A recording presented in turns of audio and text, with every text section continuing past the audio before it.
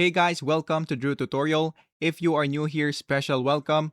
In this video, I will show you how to download and install Canon L11121e printer driver in Windows 11. So the first thing that we are going to do right here is to go down below the description box. So you will see a link right there. So we have this Mega link and Google Drive link, which we have 32-bit and 64-bit. So what we're going to do next is to go into our search bar and then search for system information and then click on open.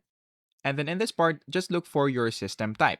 So as you can see, my laptop is a 64-bit PC.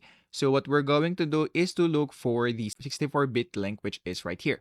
So let's say, for example, we're going to use the Google Drive link. So what we're going to do next is to go into our browser and then paste the link on the search bar and then click on enter.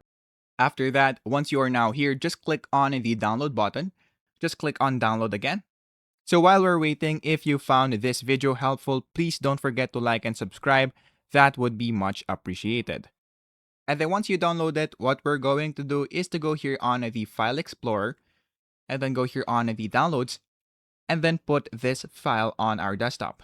And then we're going to double click on this and then click on Next again and then click on Yes. And then after that, click on Manually Set Port to install. After that, click on Next again. And then after that, on the port, we're just going to use the port right here. So just look for a USB port name. So currently I don't have that. So if you have that, make sure that you use that instead. So I'm just going to use another one right here. So let's say, for example, this is the port that I'm going to use. And then click on Next. And then after that, click on Start. After that, once you click the Start button, your driver should now be downloaded. So what we're going to do next right here is to go here on the search bar and then search for printers and then click printers and scanners, and then you should now be able to see it right here.